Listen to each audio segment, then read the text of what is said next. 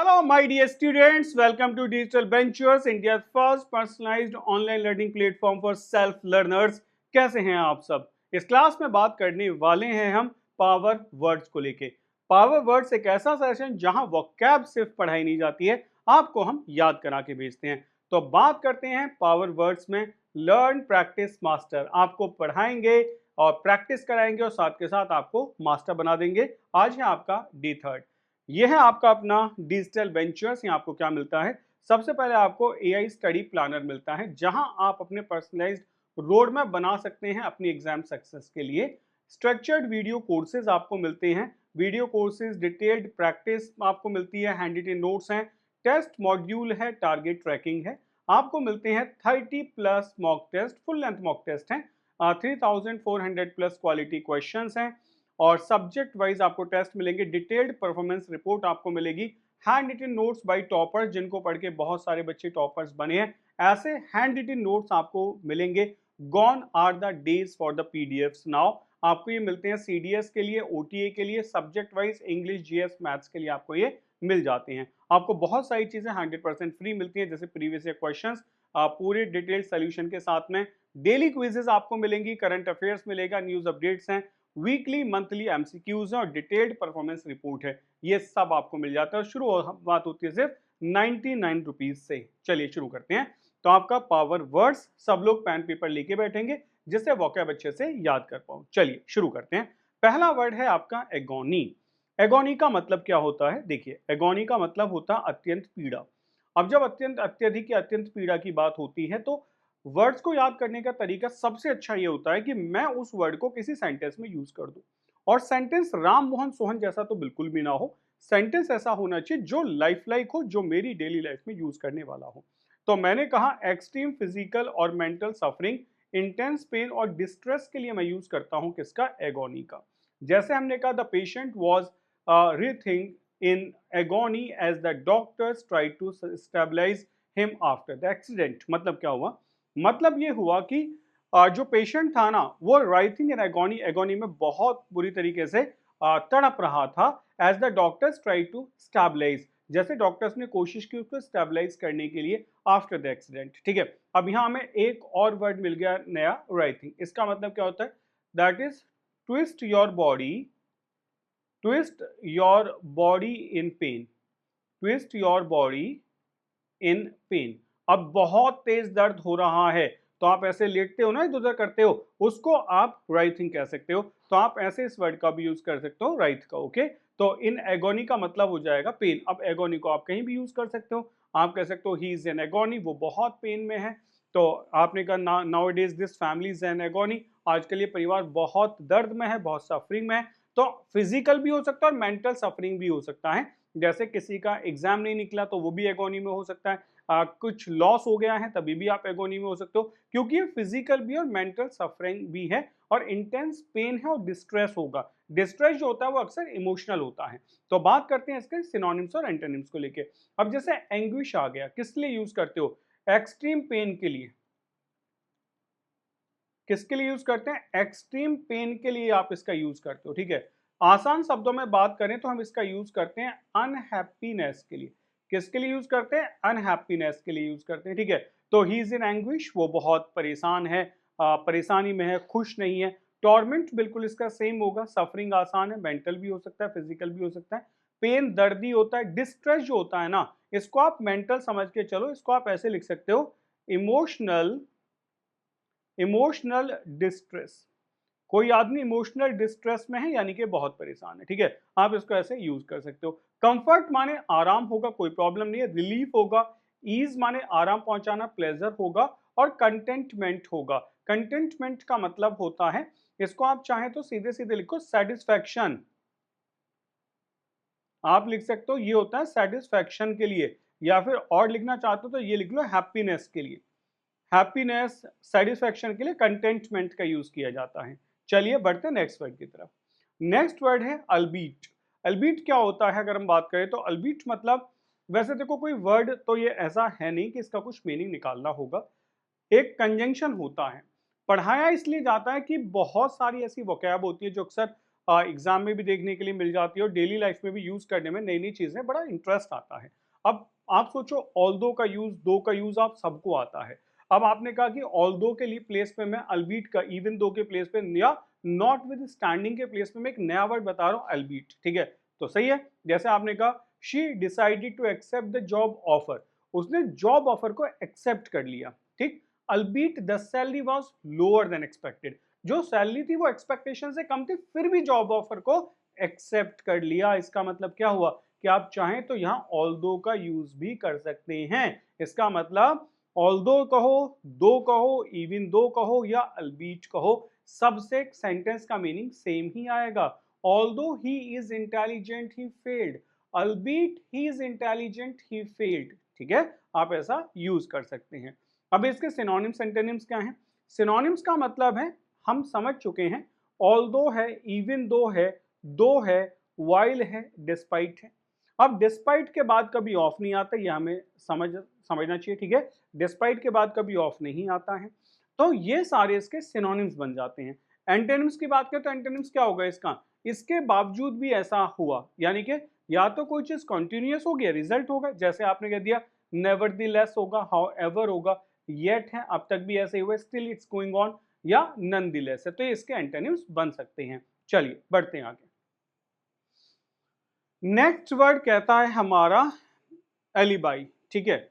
Alibi का मतलब क्या होता है? एलिबाई समझो, पहले इस वर्ड को समझ लेते हैं एलिबाई को।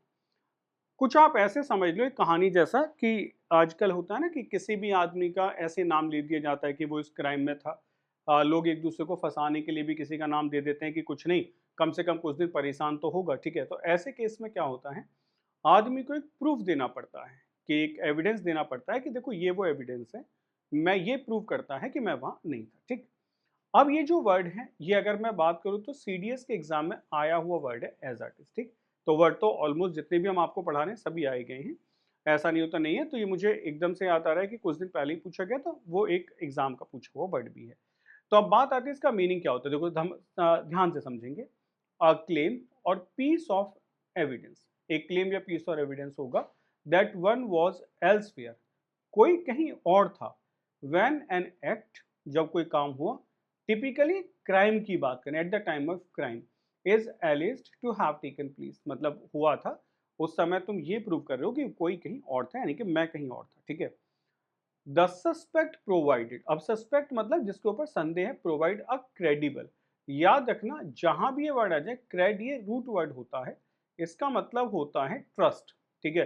तो उसने ट्रस्ट वर्दी एलिबाई, यानी कि अगर मैं कहूं तो इसको एविडेंस कह दूं, एविडेंस दे दिया ना उसने, सबूत दे दिया, ठीक है। सबूत कैसा? अपनी बेगुनाही का, कि मैं वहां नहीं था, ठीक, एविडेंस कह सकते हैं। स्टेटिंग, कहते हुए that he was at the restaurant, वो कहाँ था? रेस्टोरेंट में, विद फ्रेंड्स, कब? Eight the time of burglary, जब बर्गलरी हुई उस समय पे वो रेस्टोरेंट्स में फ्रेंड के साथ था। तो इसका मतलब उसने एलिबाई दे दिया। अब तो याद रहेगा, ठीक है, कि उसने ऐसे समझ लो, उसने कह दो कि उसने बाय बाय कह दिया कि भाई मैं तो इसमें हूं नहीं, मैं बिल्कुल अलग था, और मैं इस बात का एविडेंस भी आपको दे देता हूँ, ठीक है। अब क्या हो सकता है, देखो इसके लिए हम कह सकते हैं उसने एक एक्सक्यूज दे दिया, बहाना ही तो है।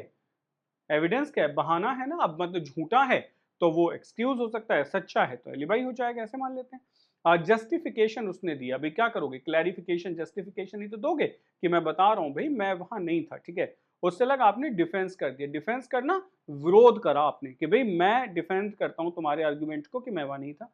एक्सप्लेनेशन दे दिया, प्रीटेक्स्ट मतलब हो जाता है, वो भी बहाना ही होता है, ठीक है, कोई प्रीटेक्स्ट दे दिया, ठीक। चलिए, अब एक्विजिशन का मतलब होता है अपोजिट, दोष लगा दिया, ये तो हुआ था। एलिबाई क्यों दिया गया?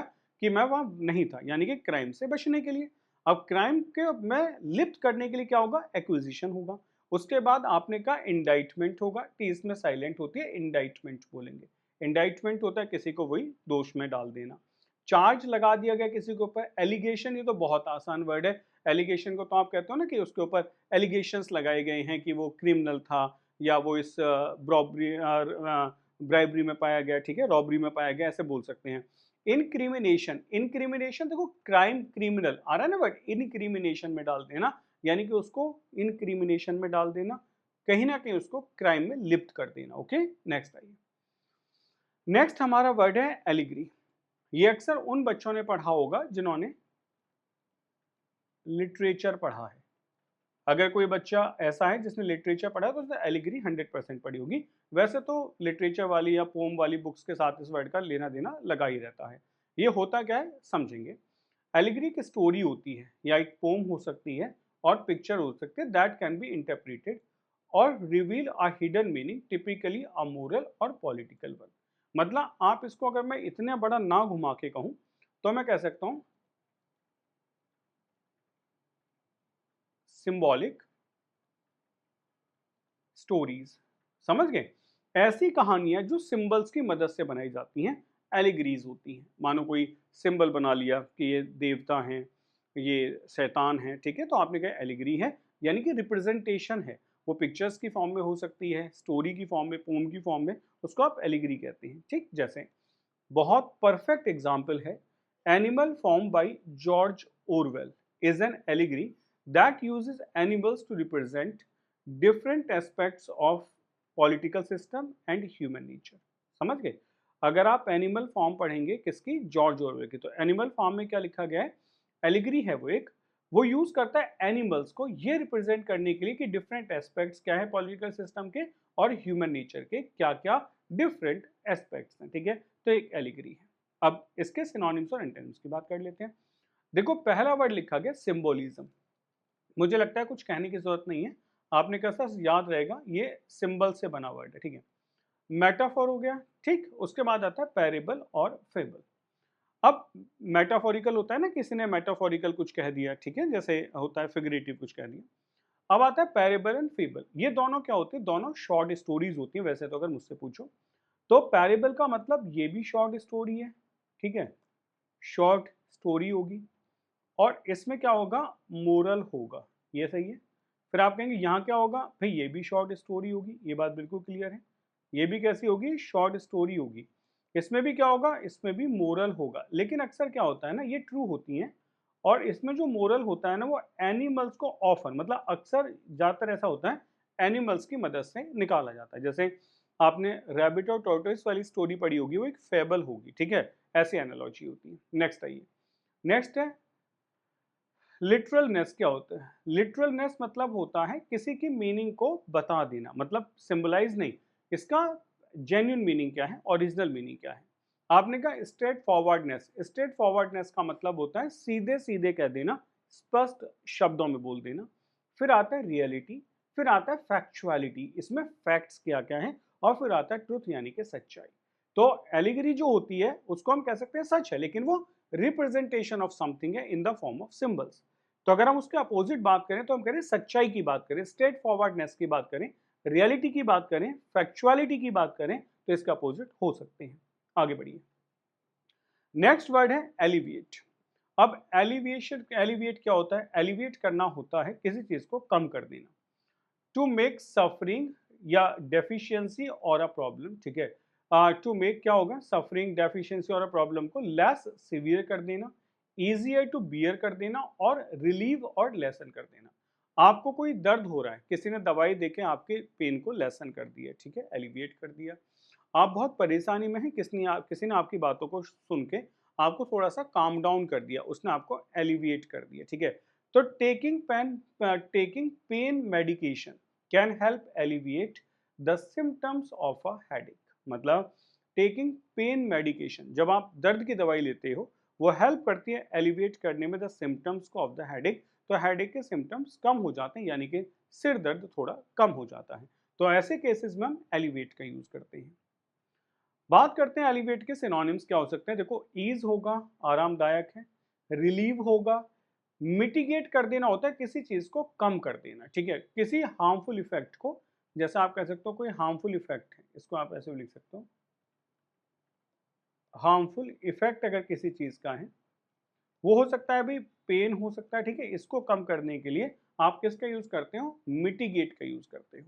लेसन करना, कम कर देना होता है, लाइटन कर देना, हल्का कर देना होता है। ठीक है, जैसे कहते हैं तुमने मेरा दिल हल्का कर दिया, लाइटन कर दिया। नेक्स्ट आइए, एग्रावेट कर देना होता है बढ़ा देना, इंटेंसिफाइड करना होता है चीजों को और बुरा कर देना। मतलब समझो कोई चीज बैड थी, उसको आपने वर्स कर दिया, ठीक है, तो बैड से आपने वर्स कर दिया, इसका मतलब उसको इंटेंसिफाई कर दिया, वर्सन कर देना।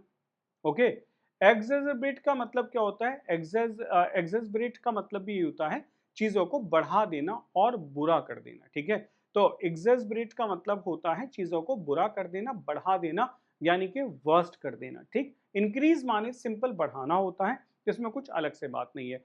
तो आप एक्सेजरेट को याद जरूर कर लेंगे, ये अच्छा वर्ड है, ठीक है, ये आपके याद करने लायक वर्ड है। नेक्स्ट आइए, नेक्स्ट बात करते हैं।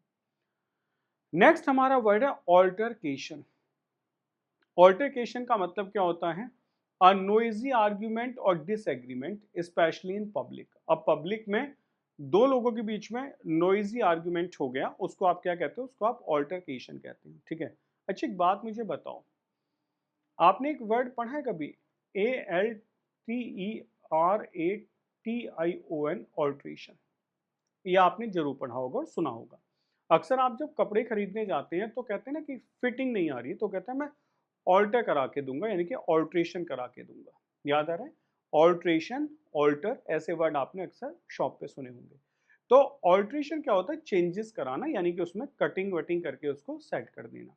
अब आप इन दोनों को अच्छे से याद कर सकते थे कि ऑल्ट्रेशन के टाइम पे दुकानदार और कस्टमर के बीच में ऑल्टरकेशन हो गया। याद रहेगा, सही कहानी है कि ऑल्ट्रेशन के टाइम पे जब बात आई कि इसको फिटिंग करके दूं, मैंने तो कहा था कि मैं तो तभी खरीदूंगा जब फिट हो जाएगा। तो ऑल्ट्रेशन के टाइम पे कस्टमर के बीच और शॉपकीपर के बीच में ऑल्टरकेशन हो गया, यानी कि कहा सुनी हो गई, ठीक। तो ऑल्ट्रेशन मतलब क्या हो गया, आप समझ सकते हो, टू चेंज होगा, किसी चीज को बदल देना, ठीक है। अब मैं आपको एक और बात बताता हूँ। यहां से एक वर्ड निकलता है ALTER, ऑल्टर्स, ठीक है, ये तो निकल गया ना। इसका मतलब तो वही हो गया, टू चेंज, इसी से निकला वर्ड है, ठीक है। अब बात आती है, एक वर्ड होता है ALTAR, ऑल्टार। ये क्या होता है? इसको लिखेंगे प्लेस ऑफ वर्शिप। क्या होगा? प्लेस ऑफ वर्शिप, यही होगा, ठीक है। अब इन दोनों में क्या अंतर है? इसमें ई आता है और इसमें ए आता है। अब ए का मतलब ऐसे नहीं निकल रहा है, ठीक है। तो आप ऐसे कुछ आइडिया निकाल लो कि जब ऑल्टर ऑल्टर आपके सामने आए तो ए अल्फाबेट में पहले आता है, तो पहले हम पूजा करते हैं, यानी कि ए वाले में पूजा करते हैं, बाद में हम कोई भी चेंजेस कर सकते हैं, ठीक है। तो आप कैसे भी करके एक स्टोरी बना लो, but they are two words, मतलब ALTER, टू चेंज होगा, ऑल्टर मतलब ए वाला प्लेस ऑफ वर्शिप होगा, ठीक है। तो आपने कहा the heated altercation between the two drivers escalated into a physical confrontation. ये वही वाली बात हो गई कि आज सड़क पे झगड़ा हो गया था, तो तुमने क्या करा कि जब मैं गया तब मारपीट शुरू हुई, ठीक है। तो वही है, the heated altercation between the two drivers escalated into a physical confrontation. पहले सिर्फ कहा सुनी हो रही थी और फिर धीरे धीरे बढ़ के फिजिकल कन्फ्रंटेशन हो गया, यानी कि पिटना शुरू हो गया, एक दूसरे को पीटना पिटना ये सब शुरू हो गया, तो उसको आप ऑल्टरकेशन कह सकते हो, ठीक है। चलिए आगे बढ़े। अब इसके सिनोनिम्स क्या क्या हो सकते हैं, देखिए। पहला वर्ड है आर्ग्यूमेंट, बहुत आसान है, ठीक है। दूसरा है डिस्प्यूट, झगड़ा होगा, क्वेरल होगा। डिसएग्रीमेंट होगा, क्लैश हो जाना, यानी कि भिड़त हो जाना। एग्रीमेंट आसान है। हार्मनी मतलब होता है जैसे समाज में सब लोग बहुत प्यार से रह रहे हैं, तो यहाँ हार्मनी है, और हार्मनी कब होगी? जब एग्रीमेंट होगा, ठीक है। कॉनकॉर्ड का मतलब भी क्या होता है? पब्लिक एग्रीमेंट होता है। जैसे आपने कहा दो देशों के बीच में एग्रीमेंट है, तो कॉनकॉर्ड होगा, ठीक। अच्छा, इसको याद करना बड़ा आसान भी है अकॉर्ड को, जैसे ACCORD अकॉर्ड, ठीक है। तो इसको हम कह सकते हैं कि ये होता है एग्रीमेंट के लिए, मान लिया हमने। अच्छा, इसमें अगर मैं कहता हूँ DISCORD, डिस्कॉर्ड, तो डिस्कॉर्ड माने क्या हो जाएगा? आपने कहा डिसएग्री हो जाना होता है, डिसएग्री, ठीक। अब याद करने का तरीका ये कि आपको कॉर्ड लिखना है। अब जब कॉर्ड जुड़ा हुआ है आपस में तो अकॉर्ड है, यानी कि जुड़े हुए हैं, एग्रीमेंट में हैं। लेकिन जब डिस्प्यूट हो गया तो डिस्कॉर्ड हो गए, यानी कि रस्सी खुल गई, कॉर्ड जो है खुल गई और सारे लोग डिसएग्रीमेंट में चले गए। तो आप ऐसे इन दोनों वर्ड्स को अच्छे से याद कर सकते हैं। चलिए बात करते हैं आगे आगे। नेक्स्ट हमारा वर्ड है एम्बिग्यूटी। अब एम्बिग्यूटी क्या होती है, या फिर एम्बिग्यूअस क्या होता है, ठीक है, इसको समझते हैं।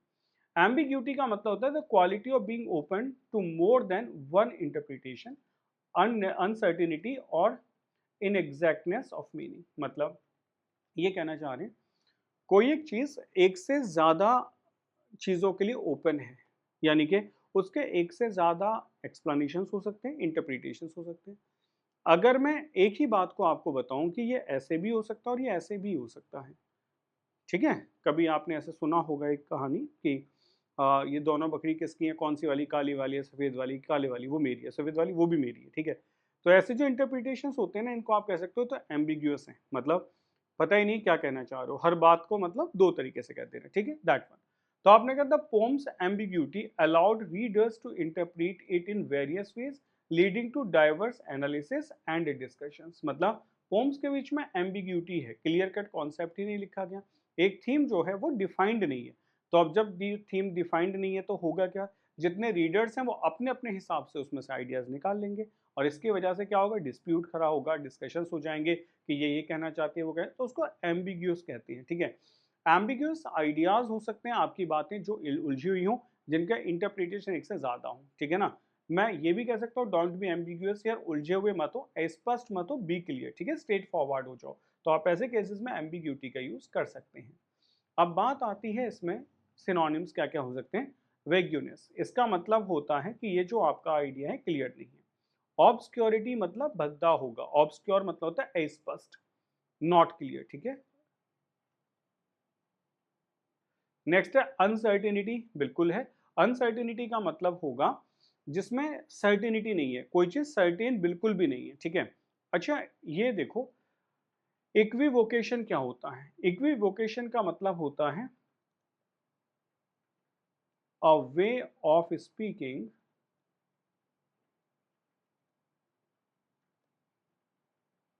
which is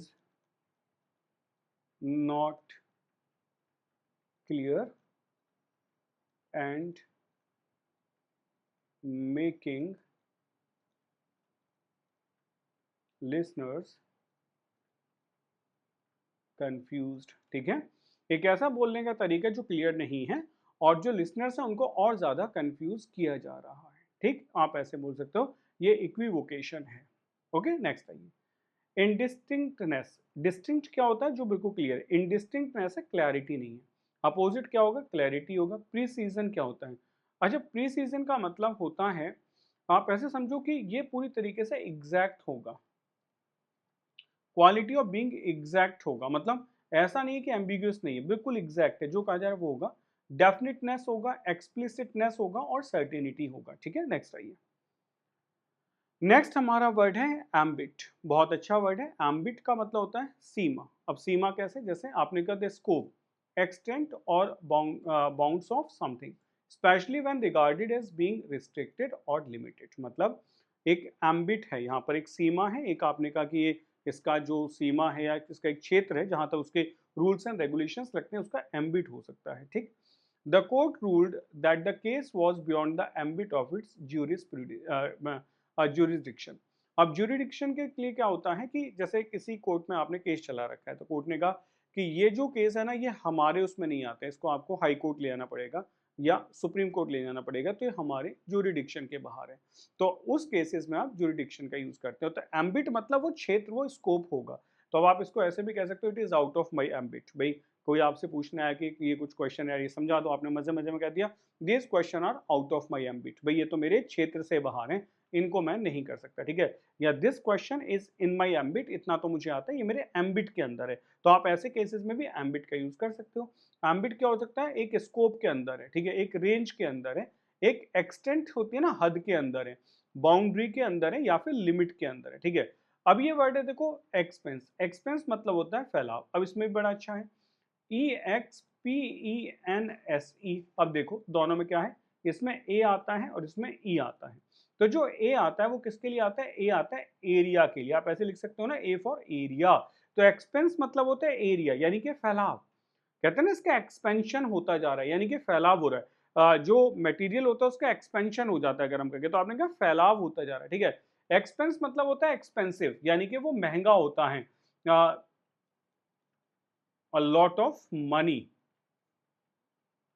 जहां पैसे की बात होती है बहुत ज्यादा, उसके लिए आप एक्सपेंस का यूज करते हो, तो उसमें ई आता है, ठीक है। और ए आता है तो ए फॉर एरिया आप याद कर लेंगे। ब्रेथ माने चौड़ाई होगी, विड्थ माने चौड़ाई होगी। वास्टनेस मतलब फैलाव होगा। मैग्नीट्यूड मतलब बहुत, कहते हैं ना बहुत बड़े, उसमें बहुत बड़े मैग्नीट्यूड पे हो रहा है वाला काम, यानी कि बहुत बड़े स्कोप में हो रहा है, तो उसको आप मैग्नीट्यूड कह सकते हो, ठीक है। तो ये सारे के सारे वर्ड एम्बिट के अलग हैं। एम्बिट का मतलब होता है कि कहीं ना कहीं आउटस्कर्ट डिफाइंड है, लेकिन यहाँ आउटस्कर्ट्स के बाहर चीज एक्सपेंशन हो रहा है तो आउटस्कर्ट के बाद है, ब्रेथ है चौड़ाई है तो बाहर है, विड्थ है तो वैसे ही है, वास्टनेस है तो बहुत ज्यादा है, मैग्नीट्यूड है तो बहुत बढ़ता जा रहा है, ठीक है, तो ये कहीं ना कहीं उसके बाहर चला जाता है। नेक्स्ट आइए, नेक्स्ट हमारा वर्ड है एम्बीवेलेंट। अब ये एम्बीवेलेंट क्या होता है, देखो ये जो वर्ड होता है AMBI ये एक रूट वर्ड है। ये क्या है बच्चों, ये एक रूट वर्ड है। इसका मतलब हो सकता है या तो आप बोथ कह दें या फिर आप कह दें टू कह दें, ठीक है, इसका मतलब ऐसे होता है। जैसे एक वर्ड इससे पढ़ा हो जाता है बहुत ज्यादा, MBDEXTEROUS, एम्बीडेक्स्ट्रस। बच्चे बहुत पढ़ते हैं वाला वर्ड, ठीक है। एमबी का मतलब होता है बोथ, और डेक्स्ट्रस, डेक्स्टर जो आता है इसमें इसका मतलब होता है हैंड, ठीक है। तो एम्बीडेक्स्ट्रस होता है one who can use both hands, both hands easily, जो दोनों हाथों को आसानी से यूज कर लेते हैं उसको हम एम्बीडेक्स्ट्रस कहते हैं। अब हम कह रहे हैं एम्बीवेलेंट, ठीक है, इसका मतलब हैविंग मिक्स्ड फीलिंग। आगे ना बेटा वही वाली बात कि एम्बीवेलेंट आइडिया है यानी कि मिक्स्ड है, क्लैरिटी बिल्कुल भी नहीं है, इसका मतलब ये तो एम्बिग्यूअस ही है, ठीक है। कॉन्ट्राडिक्टरी है यानी कि इसका कॉन्ट्राडिक्शन है।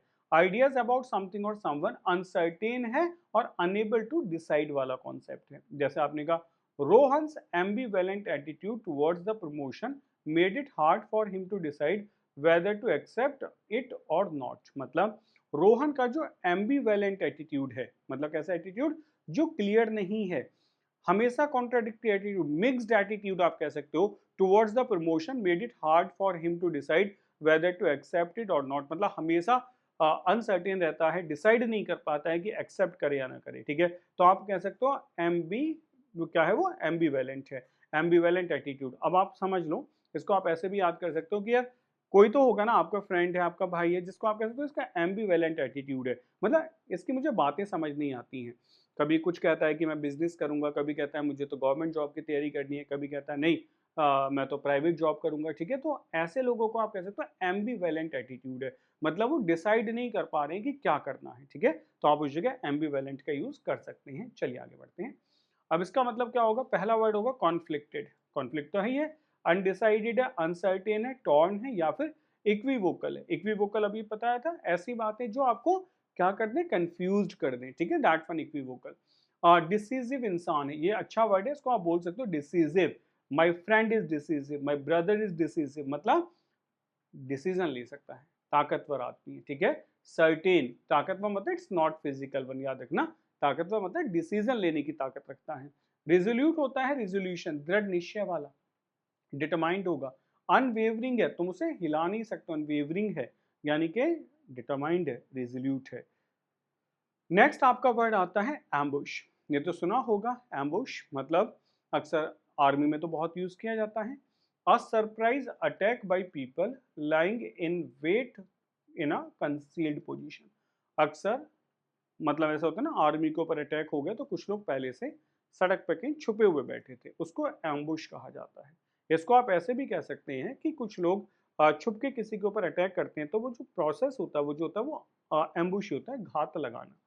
The soldiers were ambushed by guerrilla fighters as they passed through the dense jungle. Soldiers के ऊपर एम्बुस्ड हो गया यानी कि अटैक हो गया, किसके द्वारा, गुरिल्ला फाइटर्स के द्वारा। As they passed through the dense jungle, जैसे वो डेंस जंगल से निकल के जा रहे थे तभी। तो ऐसे केसेस में आप एम्बुश का यूज कर सकते हो, ठीक है। एम्बुस्ड मतलब ये अक्सर सुना जाता है, न्यूज़पेपर में बहुत ये वर्ड आता रहता है, अक्सर कहीं ना कहीं ऐसा अटैक हो ही जाता है तो एम्बुस्ड होगा। अब अगर सीधे सीधे बात करें तो अटैक होगा, सरप्राइज अटैक हो सकता है, सरप्राइज होगा, असेल मतलब हो जाता है बेटा अटैक होता है, ठीक है। अच्छा ये जो वेले वर्ड है ये बिल्कुल सेम इसके जैसा है, wait somebody on the way to talk or attack him, ठीक है। या तो मतलब किसी का इंतजार करना रास्ते में लेट के, कि बैठ के, मतलब लेटना सिर्फ वही नहीं कि लेटे हुए सड़क पर, बैठ के इंतजार करना कि कोई आएगा, या तो उससे बातें करेंगे या फिर उसके ऊपर अटैक करेंगे, ठीक है। तो वहां वेले का यूज कर सकते हो। जैसे आप चाहो तो इसके लिए एक सेंटेंस मैं आपके लिख देता हूं, my friend was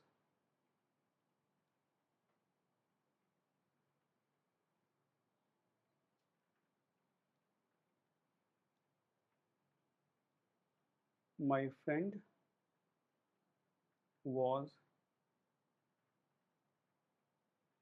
way late last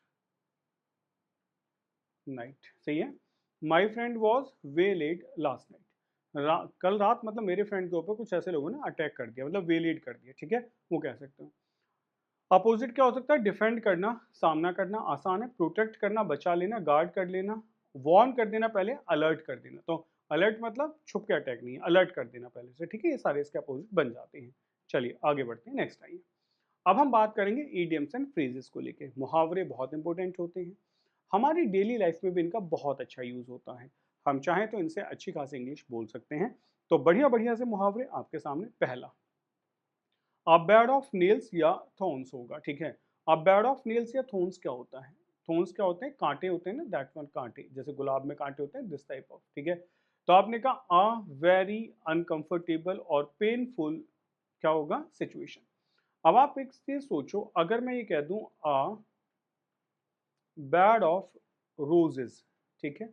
अब आपने कहा कि लाइफ कैसी चल रही है, it's like a bed of roses, बस मजे हैं, पूरे जीवन आराम से चल रहा है, चारों तरफ रोजेज ही रोजेज हैं, ठीक है। लेकिन आपने कहा यार बहुत मुश्किल में जीवन चल रहा है, बस इधर कुआ उधर खाई जैसी कंडीशन हो रखी है, ठीक है।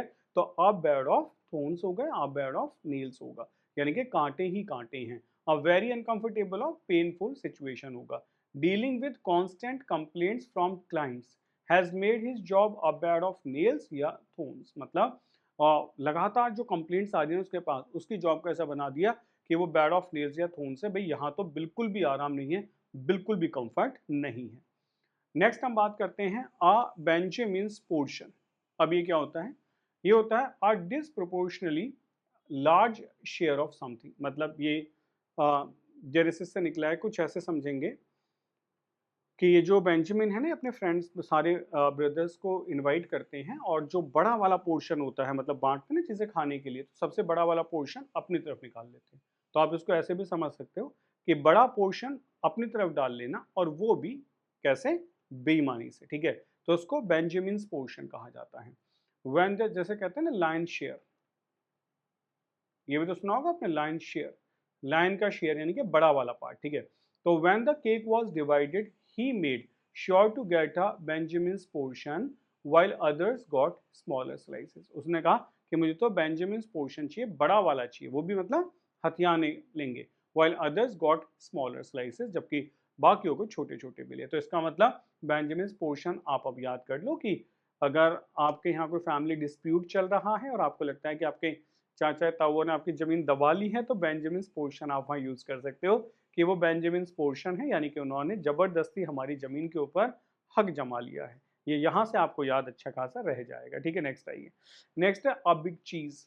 अ बिग चीज कौन होता है? एन इम्पोर्टेंट और इन्फ्लुएंशियल पर्सन। ये भी कैसे है? अब मानो हमारे गांव में हमारा जो प्रधान है वो बहुत अच्छा पॉलिटिशियंस के साथ बैठ लेता है, बड़े लोगों के साथ बड़ी उठ-बैठ है, और लोग उसको घर पे बुलाना भी सम्मान की बात समझते हैं, ठीक है। तो वो इम्पोर्टेंट और इन्फ्लुएंशियल पर्सन है, तो उसको मैं कह सकता हूँ वो हमारे गाँव का बिग चीज़ है, ठीक है। तो आप ऐसे ही कह सकते हो ये हमारे शहर का बिग चीज़ है। तो the CEO is the big cheese in this company, everything goes through him, मतलब वो बिग चीज़ है, इन्फ्लुएंशियल पर्सन है, सब उसकी आँखों के सामने से ही जाता है, ठीक। नेक्स्ट आइए। नेक्स्ट है a bird's eye view. A bird's eye view क्या होती है? अ जर्नल और broad view of something from above, मतलब बर्ड्स आई व्यू क्या होता है कि बस एक झलक डाल देना, ऐसे नहीं कि बहुत डिटेल्ड में जाना। एक जर्नल और ब्रॉड व्यू होता है ना कि बस ऐसे देख लिया। तो from the top of the building we had a bird's eye view of the entire city. अब बर्ड्स आई व्यू क्या है? छोटा सा मतलब व्यू, भाई ऐसे समझ लो कि चिड़िया की आंख छोटी होती है ना, तो व्यू भी छोटा ही होगा। छोटे व्यू का मतलब है बस एक नजर डाल देना, ऐसा नहीं है कि आप डिटेल्ड में चले गए। तो from the top of the building we had a bird's eye view of the entire city, की कम से कम एक मतलब ओवरव्यू देख लिया कि कहाँ कहाँ तक है, तो उसको आप बर्ड्स आई व्यू कह सकते हैं। नेक्स्ट आपका आता है a ball of cherries. A ball of cherries का मतलब क्या है? ये जो वर्ड होता है BOWL, भाई याद कर लेना, इसको ना बोल बोला जाता है, बस ये समझ लो। ना बावल बोलते हैं ना बाउल बोलते हैं, इसको बोल बोलते हैं सीधा सीधा। अ बोल ऑफ चेरीज मतलब अ सिचुएशन और life that is happy and pleasant. एक ऐसी सिचुएशन जिसमें कहते हैं ना आदमी सेटिस्फाइड कब है। एक कहावत ऐसे है ना कि मतलब घर में खाना भरा हुआ है, अनाज फुल है टंकी में, इसका मतलब लाइफ जीवन मजे में है क्योंकि खाने की तंगी नहीं है, ठीक है। तो आपके पास जो बोल है वो फुल ऑफ चेरीज है, यानी कि खाने की कमी अगर नहीं है तो हैप्पीनेस और प्लेजेंट लाइफ होगी। Life is not always a bowl of cherries, sometimes you face hardships. मतलब हमेशा बोल ऑफ चेरीज नहीं होता है कि हमेशा जीवन आरामदायक चल रहा होगा, हमेशा घर में अनाज भरा हुआ होगा, ऐसा नहीं, कभी ना कभी हार्डशिप्स का सामना करना पड़ेगा। नेक्स्ट आते हैं। नेक्स्ट है अ ब्रेड एंड बटर लेटर। एक ऐसा लेटर जिसपे ब्रेड एंड बटर लगा हुआ हो। अब ब्रेड एंड बटर का मतलब मक्खन लगा हुआ लेटर। अब मक्खन लगा लेटर क्या होता है? मक्खन लगी हुई बातें, मक्खन लगा हुआ letter. A thank you note written after someone has been hosted और शोन हॉस्पिटलिटी। किसी ने आपके लिए अच्छा मतलब कुछ प्रेजेंट किया है तो आप उसको लेटर लिखते हो ना, बहुत अच्छा लगा। मानो कोई गेस्ट है, उसका आपने बहुत खातिर करी, तो वो जब वापस जाता है तो एक लेटर या नोट आपको लिख के देता है। After the weekend stay she sent them a bread and butter letter to express her gratitude. मतलब वीकेंड स्टे के बाद जब वो वापस गई तो उसने भेजा क्या? Bread and butter letter to express her gratitude, अपना आभार उसने भेजा कि मुझे बहुत अच्छा लगा। ठीक है, नेक्स्ट आइए।